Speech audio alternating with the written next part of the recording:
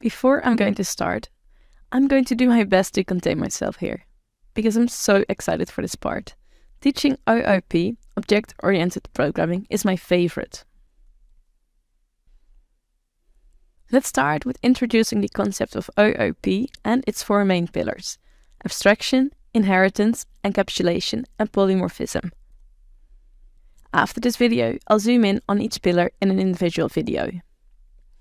But first, in general, OOP, Object-Oriented Programming, is a programming paradigm that is based on the concept of objects. An object can contain data and code that manipulates the data. We've seen objects already, so that's not new for us. And we practice with OOP when we were making connections between objects and talking about objects containing objects. This is key in object-oriented thinking. So, for example, we could have a cat object which has an owner, which has a car, which has an engine. OOP is designed to model real-world objects and their interactions, making it a powerful tool for building complex and modular software systems. Something that resembles an object in real life, such as a user, can be defined with a class in Java. The class is the blueprint for the object. An object is a collection of properties with a value and methods. In this case, you can see that the general properties, email and username, etc., they're actually having a value for the user object that you can see right here. And also it can contain methods, such as sign up and login. And yes, I just called myself an object, but I'll only agree with calling myself this in the OOP context. Let's see another non-code example.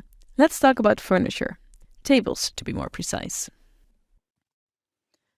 So, when in real life we think about a real thing, such as a table, we can recognize a table very easily, whether it's a side table, a desk, a makeup table, dinner table, etc. And that is because table has a certain set of properties that we recognize when looking at objects. It has a tabletop, this has a certain surface, it has a certain shape, it has a number of table legs, it has a color, etc.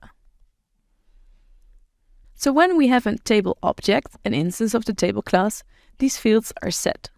For example, this one has a color table black, the tabletop shape is rectangle, the surface of the tabletop could be 2 square meters, and the number of legs could be 4. A table is very concrete, but also more abstract things make sense as objects in our day-to-day lives. For example, mail. Mail has a sender, a receiver, a topic, a date, and content, amongst others. In coding, this is not a lot different. When properties together are one object, it should be an object. But object-oriented programming goes a bit further than this. And just like real life, we can group certain objects and call objects by multiple names. This is where the four main pillars of OOP come in: inheritance, encapsulation, abstraction, and polymorphism. In the next few videos, we're going to see all of them. First up is inheritance.